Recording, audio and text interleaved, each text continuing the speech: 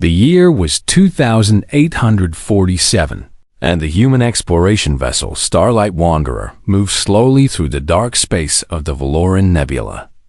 Captain Daniel Harris stood on the bridge and looked at the stars through the main window.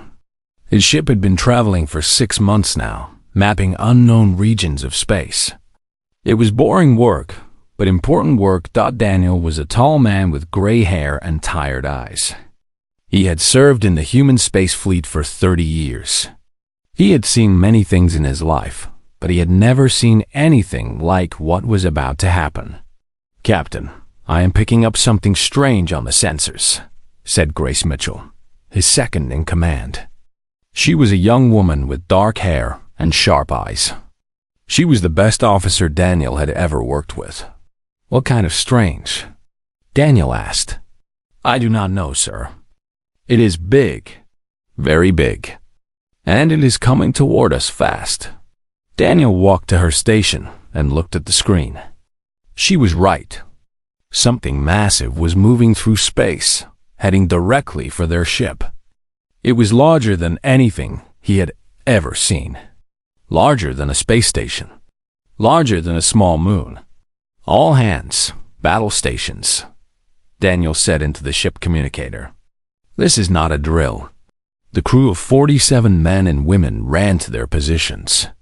They were trained for this. They were ready for anything. Or so they thought. The massive object dropped out of faster-than-light travel right in front of them. It was a ship. An alien ship. It was black and purple, shaped like a great insect with wings that spread across the darkness of space. It was the most beautiful and most terrifying thing Daniel had ever seen.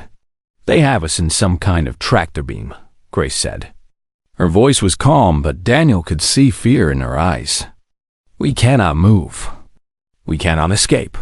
Try to contact them," Daniel ordered. "I am trying, sir.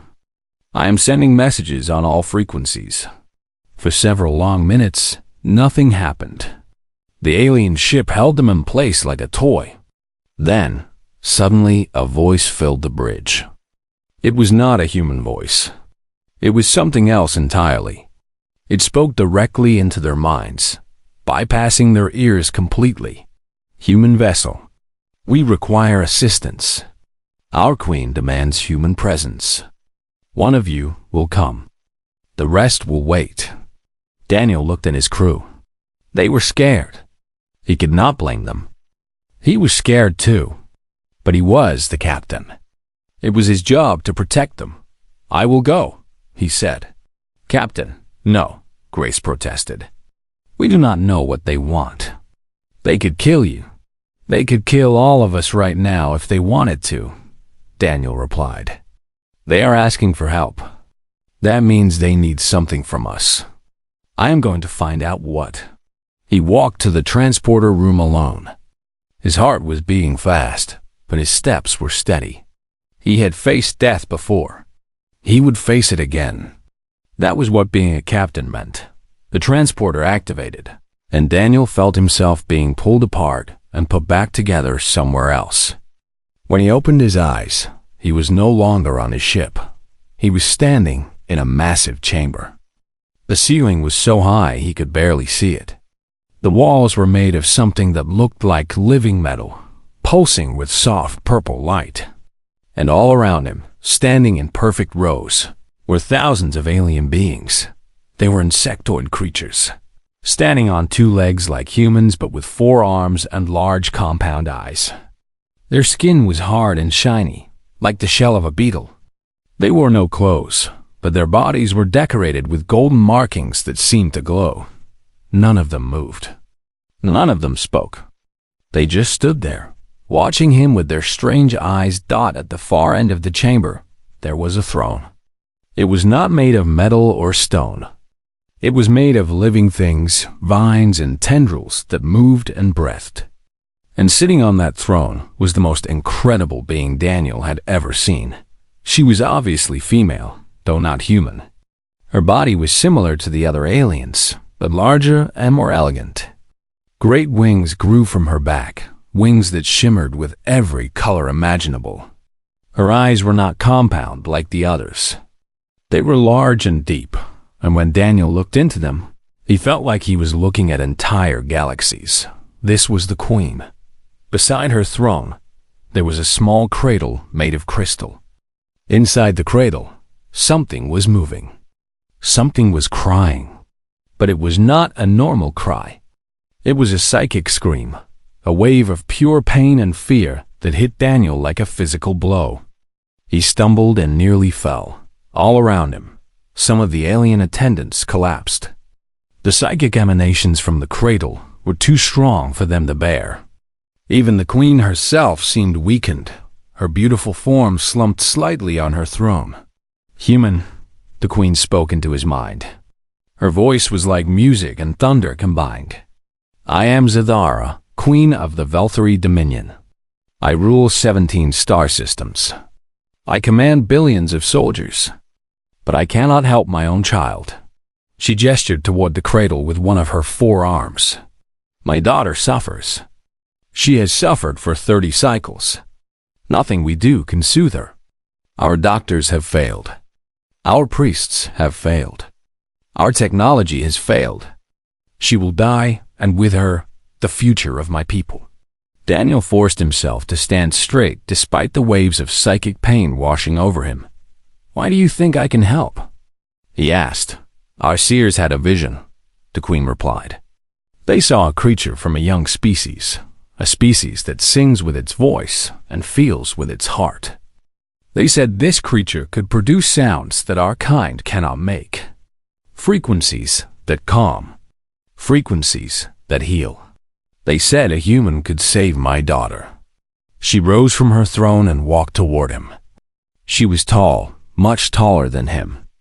When she stood before him, he had to look up to meet her eyes. "Soothe my child, human," she said. "End her suffering. If you succeed, I will give you anything you desire. I will make you my consort, my partner, my equal. You will rule beside me over 17 star systems. You will have power and wealth beyond imagination." Her eyes hardened. "But if you fail, or if you refuse to try, your ship will burn.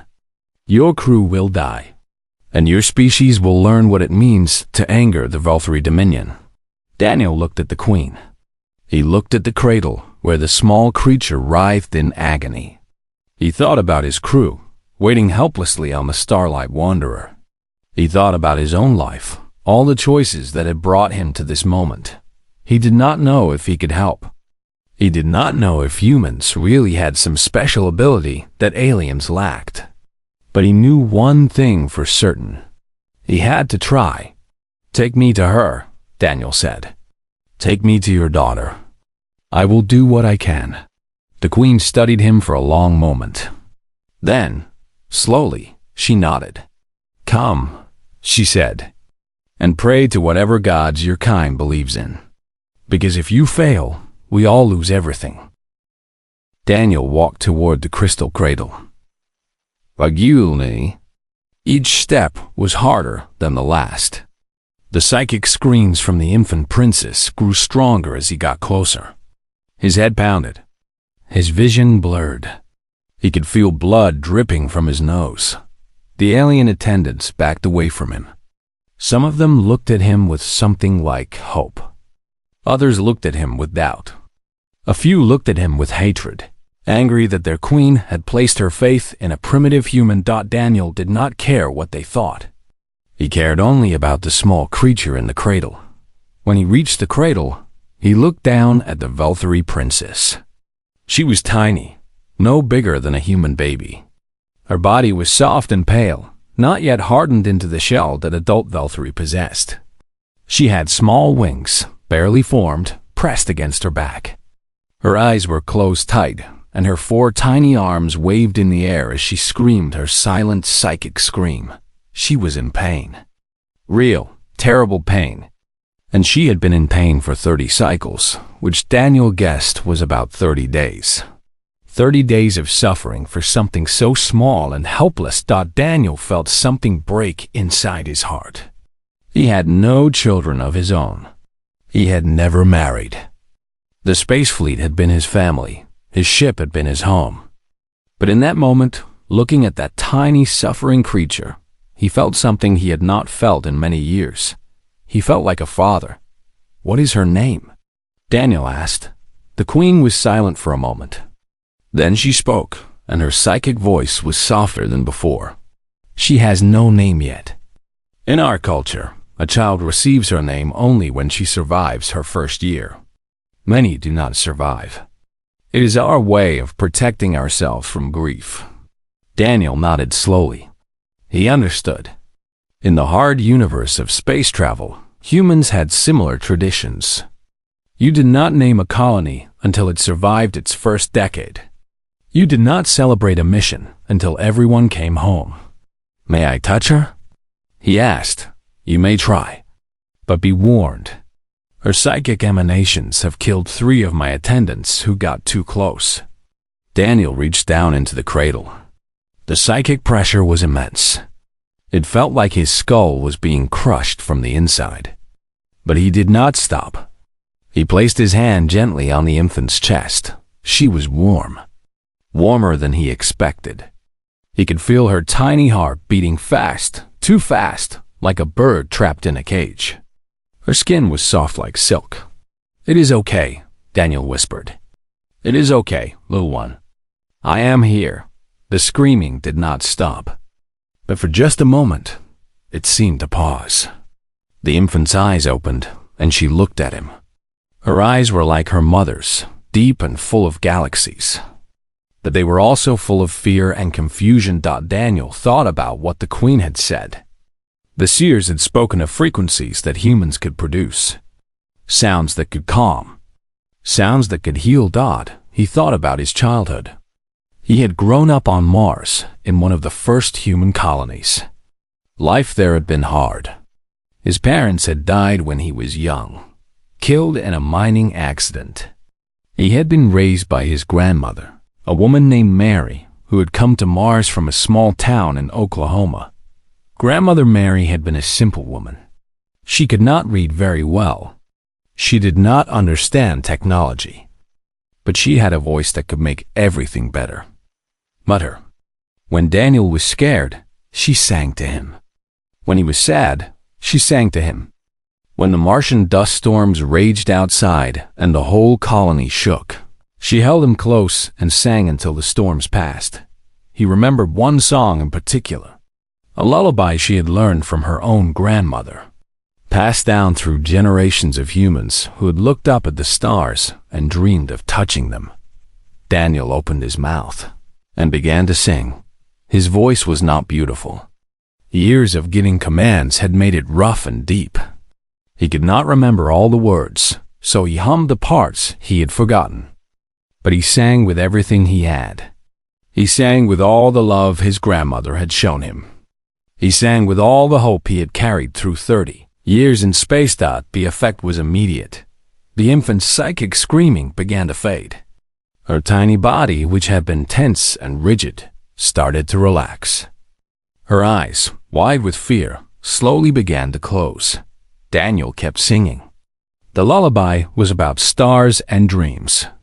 It was about a child sailing through the night sky, protected by the love of those who watched over her. It was a simple song, a human song. But in that alien throne room, surrounded by thousands of beings who had never heard anything like it, it was magic. The attendants stared in disbelief. Some of them fell to their knees. The queen rose from her throne and walked slowly toward the cradle, her eyes fixed on her daughter. The infant princess was sleeping. For the first time in 30 cycles, she was sleeping peacefully. Her tiny chest rose and fell in a gentle rhythm. Her face, which had been twisted in agony, was now calm and soft. Daniel finished the song and stood in silence. His throat hurt. His head still pounded. But he felt something warm spreading through his chest. He had done it. Somehow, impossibly, he had done it. How? The queen whispered. Her voice was different now. The power and authority were gone.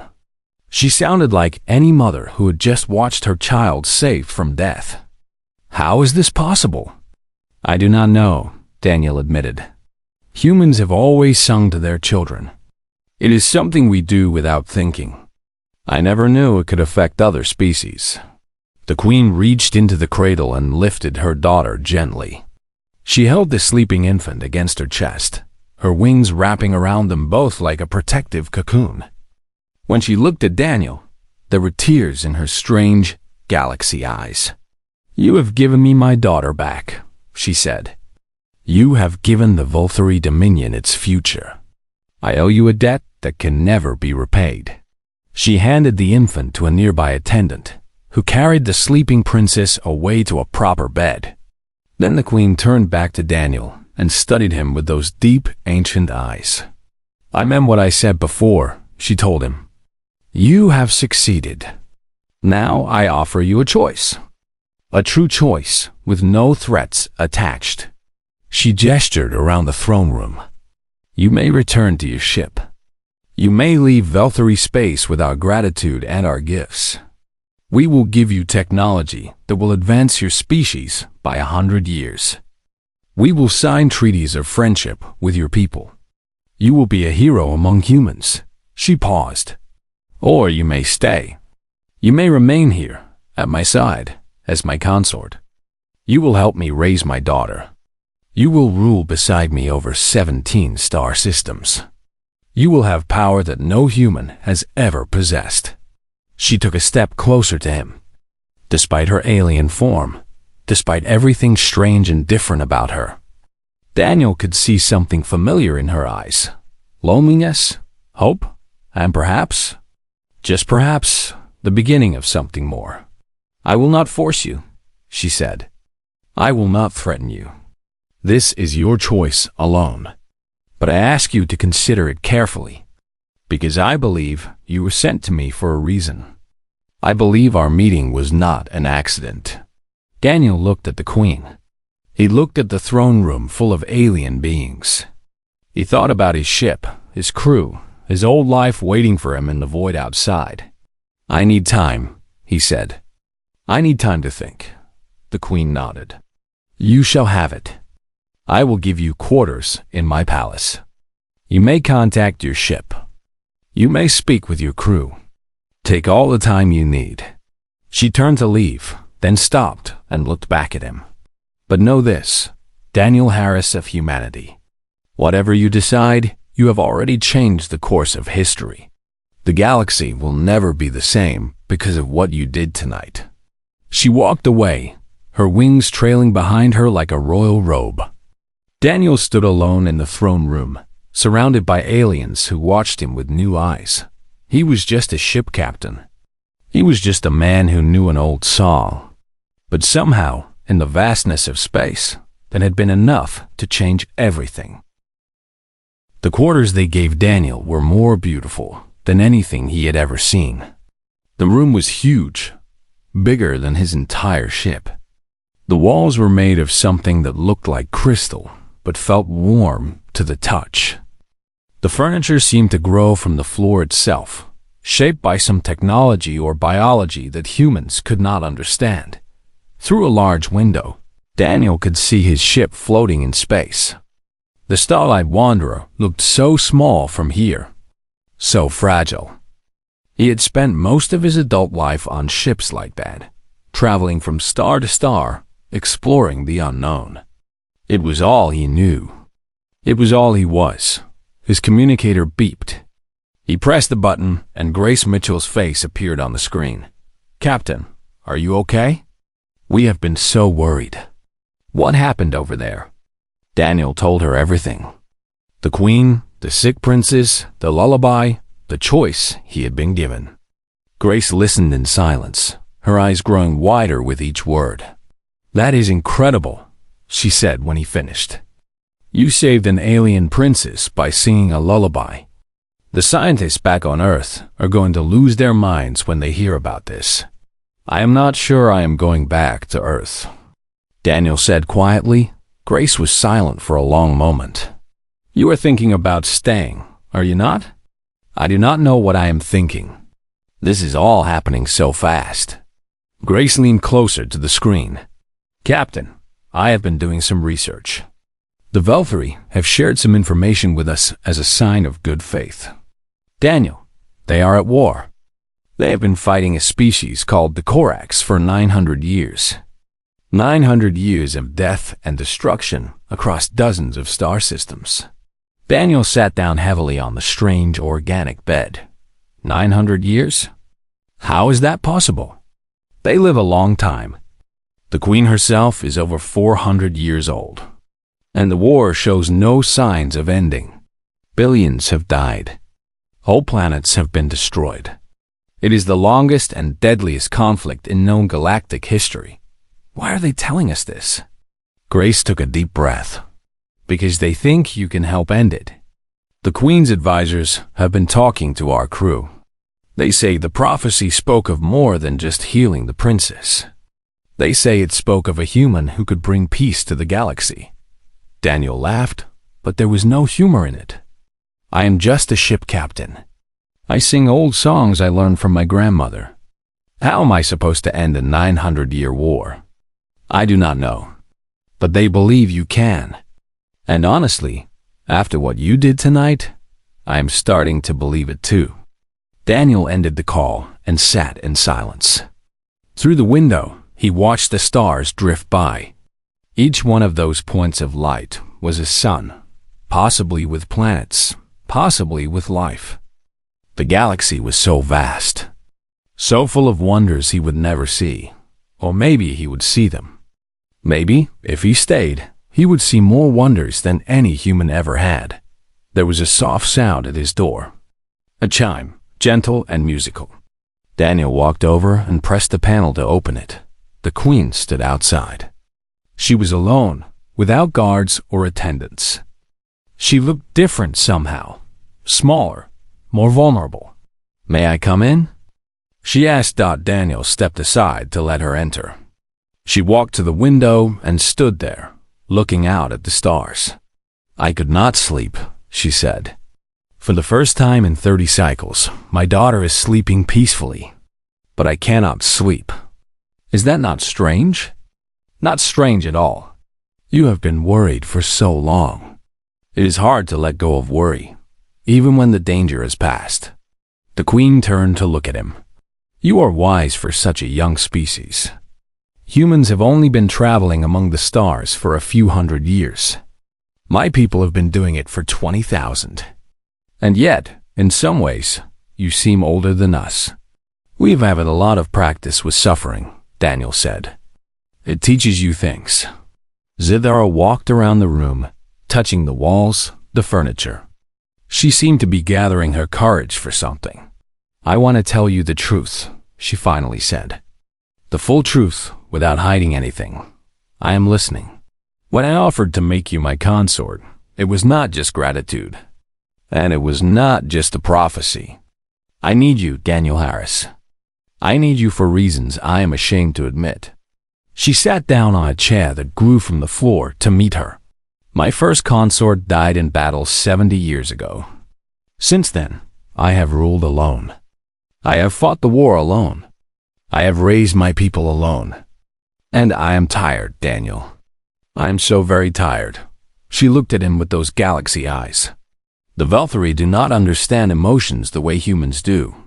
We feel things, but we do not express them. We do not comfort each other. We do not sing lullabies to our children. We are strong, but we are also cold. And after 400 years of coldness, I have started to freeze inside. When I heard you sing to my daughter, something happened to me. Something I have never felt before. It was like warmth spreading through my chest. It was like being held by someone who cares. I want to feel that again. I want to feel it every day. Daniel did not know what to say. He had expected politics. He had expected power games and manipulation.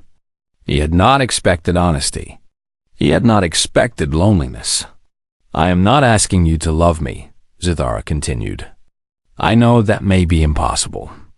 I am alien to you, strange and frightening. But I am asking you to stand beside me, to bring your human warmth to my frozen empire. To help me be better than I have been. She stood and walked toward the door. I have said too much. I have shown too much weakness. My advisors would be horrified if they knew. But I wanted you to understand what you would be choosing if you choose to stay. Not just power and wealth, but the chance to change me, to change my people, to bring something new to the galaxy. She paused at the door. I will come for your answer tomorrow. Whatever you decide, I will honor it. Goodbye, Daniel Harris. She left. Daniel stood alone in the beautiful room, his mind racing. He thought about Earth, blue and green and full of life. He thought about humanity, young and small but full of potential. He thought about his grandmother, singing lullabies on cold Martian nights. And he thought about Zithara, ancient and powerful but desperately alone. He walked to the window and looked out at the stars. Somewhere out there, the Corax were preparing for war. Somewhere out there, billions of lives hung in the balance. And somehow, impossibly, the fate of the galaxy might rest on the decision of one tired ship. Captain, who knew an old song. Daniel Harris made his choice. When the Queen came for his answer the next day, he was waiting for her with a smile on his face. I will stay, he said. I will be your consort. I will help you raise your daughter. And I will do everything in my power to end this war and bring peace to your people. Zithara stared at him for a long moment. Then, slowly, she smiled. It was the first time Daniel had seen her smile. It was beautiful and strange and perfect. Then, welcome to the Velthari Dominion, she said. Welcome to your new home, Consort Daniel. May the stars guide us both. She took his hand in hers. Her grip was strong and warm. Together, they walked out of the room and into the future. 1 year had passed since Daniel Harris became the consort of Queen Zithara. In that time, he had learned many things. He had learned the Velthari language, though he still preferred to use the psychic communication that all Velthari shared. He had learned their customs, their history, their laws. He had learned to walk in the great halls of the palace without feeling small. He had learned to sit beside the queen in the throne room and not feel like an imposter. But not everyone had learned to accept him. The human should not be here, hissed Lord Kravith, one of the oldest nobles in the Dominion. He was speaking to a group of other nobles in a corner of the Grand Hall, but his voice carried clearly to where Daniel stood. He is a pet, nothing more. A voice singer, a nursemaid. He has no place in matters of war. Daniel pretended not to hear. He had grown used to such insults over the past year. The Velthari nobles called him many things. The soft one, the voice singer, the queen's toy. They thought he was weak. They thought he was beneath them. They were wrong. While they plotted and whispered, Daniel had been learning. He had studied every military record of the 900-year war. He had read every diplomatic message, every treaty attempt, every failed peace negotiation. He had talked to soldiers who had fought on the front lines and generals who had commanded great fleets. And he had discovered something that no one else had seen. The war should never have happened. 900 years ago, the first Velthari explorers had encountered the Corax in a distant star system. Both species had been frightened. Both had been suspicious. And in that fear and suspicion, a mistake had been made. A single shot had been fired. A single Corax had been killed. And from that single death, a war had grown that consumed the galaxy. But here was the secret that Daniel had uncovered. No one knew who had fired that first shot. The Velthari believed the Corax had attacked first. The Corax believed the Velthari had attacked first. Both sides had been fighting for 900 years over a misunderstanding that no one could even remember clearly. Daniel brought this discovery to the queen. Even if this is true, Zithara said, what difference does it make now? 900 years of blood cannot be washed away with words. Maybe not, Daniel agreed. But what if we could show them that we are not enemies? What if we could prove that this war is built on a lie? Before the queen could answer, alarms began to sound throughout the palace. A messenger rushed into the throne room with fear in his eyes. "My queen, the Corax have launched a massive attack.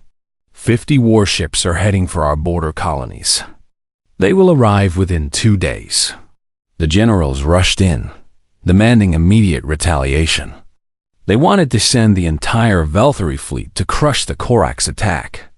They wanted blood. They wanted revenge. Daniel stepped forward.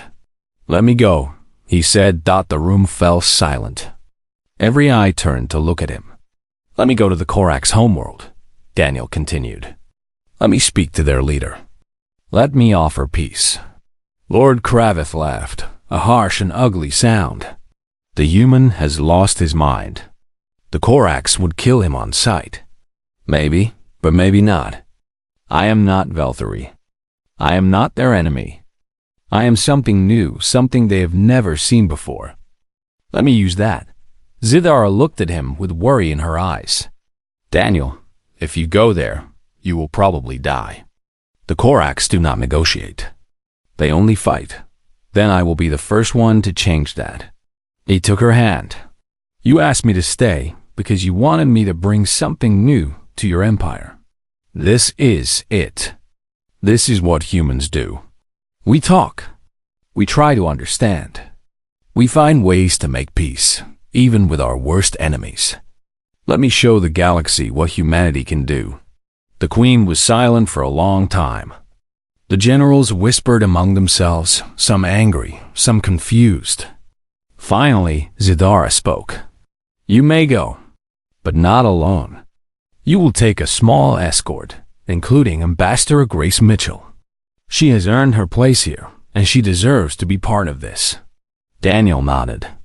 Over the past year, Grace had chosen to stay in the Dominion as well. She had become the official human ambassador, building bridges between the Velthary and the small human colonies that bordered their space. She was the perfect choice for this mission. 2 days later, Daniel and Grace stood on the bridge of a small diplomatic vessel. Approaching Corax Prime, the planet was dark and forbidding, covered in clouds of ash from their great industrial cities. Around it, hundreds of warships floated like angry wasps protecting their hive. "They are hailing us," Grace said. "They want to know why we are here. Tell them the truth. Tell them we come in peace. Tell them I want to speak with their leader." The Corax response was swift and hostile. They ordered the ship to turn back or be destroyed. But Daniel had prepared for this. "Tell them I bring a gift," he said. "Tell them I can do something for their children that no one else in the galaxy can do." There was a long pause. Then, slowly, the Corax fleet parted to let them through. The supreme commander of the Corax hegemony was a massive creature named Varkith. He was twice as tall as Daniel and covered in thick, armored plates. His eyes were small and red, filled with centuries of hatred. "You are brave or foolish to come here, human," Varkith growled. "My people want me to kill you." "I know," Daniel replied calmly. "But first, I ask for one thing. Take me to your children." Varkith stared at him with those small, angry eyes. "Why?" "Because I want to give them a gift. The same gift I gave to the Velthary princess. If you kill me after that, so be it. But let me show you what humans can offer to the galaxy first."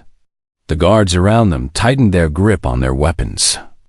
Varkith could order his death with a single word. Everyone in the room knew it, but Varkith was curious. In 900 years, no one had ever come to him like this. No one had ever offered peace. No one had ever asked to see the children. "Very well," he said. "Show me this gift. But if this is a trick, your death will be slow and painful."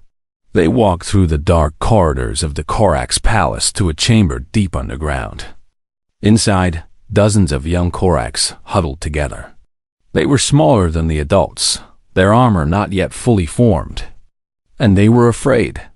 Daniel could see it in their eyes, in the way they pressed together for safety. The Korax children had been raised on stories of war. They had been told that the galaxy was full of enemies who wanted to destroy them. They had never known peace. They had never known safety. Daniel walked into the center of the chamber. The guards raised their weapons, ready to kill him if he made any threatening move. He ignored them. He knelt down among the children and began to sing Dodd. It was the same lullaby he had sung to the Velthari princess. The same song his grandmother had sung to him. A simple melody about stars and dreams and love that crossed all distances. The effect on the Korax young was not as dramatic as it had been on the Velthari. They did not have the same psychic sensitivity. But something happened nonetheless. The fear in their eyes began to fade. The tension in their small bodies began to relax. One by one, they moved closer to Daniel, drawn by the sound of his voice. When he finished, one of the smallest children reached out and touched his hand. It was the first peaceful contact between human and Korax in history. Varkith watched in silence. His small red eyes were unreadable. But when Daniel stood and turned to face him, the Supreme Commander spoke in a voice that held something other than anger. "What do you want, human? What do you really want?" "I want to end this war," Daniel said. "I want your children and the Velthari children to grow up without fear. I want to prove that we can be better than our ancestors were. Will you let me try?" Varkith looked at the young Korax gathered around Daniel. He looked at his own children, whom he had not seen smile in many years. "We will talk," he said finally. "Nothing more. But we will talk." It was not peace. Not yet, but it was a beginning. The peace negotiations took 3 years. 3 years of meetings, arguments, setbacks, and small victories. 3 years of traveling between Velthari Prime and Korax Prime, carrying messages of hope in a galaxy that had known only war. It was the hardest thing Daniel had ever done. Not everyone wanted peace. The war had created powerful people on both sides, generals and weapons makers and politicians who had built their entire lives on hatred. They tried everything to stop the negotiations. They spread lies. They caused incidents. They tried to restart the fighting at every opportunity. 4 times, assassins came for Daniel. The first time, a Velthari noble hired a killer to poison his food. Grace found out about it and switched the plates at the last moment. The second time, a Korax warrior challenged him to single combat. Daniel accepted, even though he had no chance of winning, and the warrior was so impressed by his courage that he refused to deliver the killing blow. The third and fourth times, the Queen's guards stopped the attacks before they could reach him. Each attempt made Daniel more determined. Each failure made his enemies more desperate, but slowly, painfully, progress was made. Daniel spent hours talking with Varkith, the supreme commander of the Korax. He learned that beneath the armor and the anger, there was a leader who was tired of watching his people die. Varkith had lost 3 sons in the war. He had seen entire worlds burn to nothing. He wanted peace just as much as Zathara did. He just did not know how to reach for it. "We have been enemies for so long," Varkith told Daniel one night, "that we have forgotten how to be anything else." "Then let us teach each other," Daniel replied. "Let us show our people that there is another way." Together, they exposed the war profiteers on both sides. Velthari nobles who had been selling weapons to both armies. Korax commanders who had been prolonging the war to maintain their power. When the truth came out, the people of both empires were furious. They had been manipulated for centuries, their children sacrificed for the greed of a few. With the profiteers gone, the path to peace became clearer. The Treaty of Lyria was signed on a space station between Velthari and Korax territory. It was named for the princess who had started it all, the little girl whose suffering had brought Daniel to the Dominion. Lyria was 4 years old now, and she stood beside her mother at the signing ceremony, holding Daniel's hand. representatives from both empires watched as Zidara and Varkith pressed their marks on the document. 900 years of war ended with a simple signature. The galaxy would never be the same. Humans watched too. Word of Daniel's actions had spread throughout known space. The small human colonies that bordered Velthari territory had become important allies in the peace process. Human diplomats had helped bridge the gap between the two ancient species. Human songs had become popular on both Velthari and Korax worlds, their strange frequencies bringing comfort to children of all species. Humanity was no longer a minor species on the galactic stage. They were the bridge builders, the voice singers, the ones who had ended the longest war in history. After the ceremony, Daniel stood on the observation deck of the station, looking out at the stars. Grace came to stand beside him. "You did it," she said. "You actually did it." "We did it," Daniel corrected her. "All of us. Human, Velthari, Korax. It took everyone. But you started it. You were the one who sang to a baby when you could have just walked away. You were the one who believed peace was possible when everyone said it was not." Daniel smiled. "I had a good teacher. My grandmother always said that kindness was the strongest force in the universe. I thought she was just being sentimental. Turns out she was right." Zithara found them there a few minutes later. She was carrying Lyria, who had fallen asleep against her shoulder. The little princess had grown so much in 4 years. She could speak now in both the Velthari language and simple human words. She called Daniel father in both tongues. "She asked for you," the queen said. "She wanted you to sing her to sleep." Daniel took Lyria from her mother's arms. The little girl stirred slightly, then settled against his chest with a contented sound. He began to hum softly, the same lullaby he had sung on the first night they met.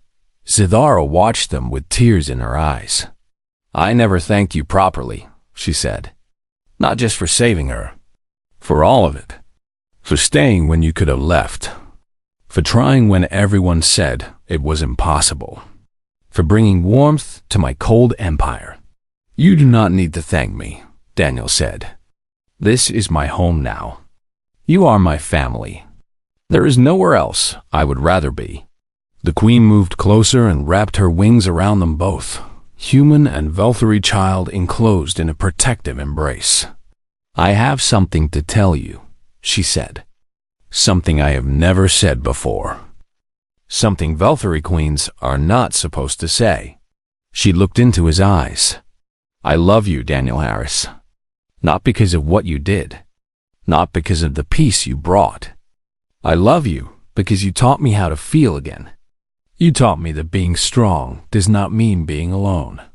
Daniel felt something warm spread through his chest. He had known for a long time that he loved her.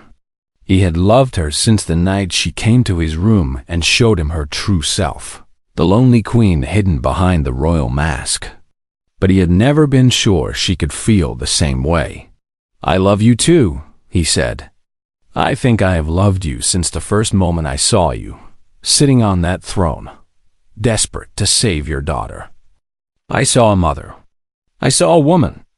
I saw someone worth staying for." They stood there together, watching the stars drift by. Behind them, representatives from 2 former enemy empires celebrated a peace that had seemed impossible. Ahead of them, a future full of possibilities waited to be written. And in Daniel's arms, Lyria dreamed of lullabies and love, the living bridge between 2 peoples who had found understanding in the most unlikely of places. Years later, when historians wrote about the Great Peace, they would talk about treaties and politics and the complex negotiations that ended the war. But the people who had been there knew the truth. They knew that it all started with a simple human gift, the ability to feel, to care, to reach across the vast distances of space and say, "I am here. You are not alone." That was what humanity brought to the stars. Not weapons, not technology, not conquest, just a voice in the darkness. singing lullabies to children who needed to hear them. And in the end, that was enough to change everything. Daniel looked down at his sleeping daughter, at the queen he loved, at the stars that now belonged to all of them. He thought about his grandmother, long gone but never forgotten. He hoped she could see him now. He hoped she knew that her songs had traveled farther than she ever could have imagined. "Thank you," he whispered to the stars. "Thank you for bringing me here." Zithara leaned against him, her head resting on his shoulder. "What did you say?" she asked. "Nothing important," Daniel smiled. "Just saying hello to an old friend." Together, they walked back into the station, into the celebration, into their future. The war was over. The galaxy was healing. And somewhere, across the vast expanse of space, children of 3 different species were falling asleep to the sound of human lullabies, dreaming of a tomorrow where peace was not just possible, but certain. This was the gift of humanity. This was the legacy of Daniel Harris. This was how one man, one song, and one choice changed the stars forever.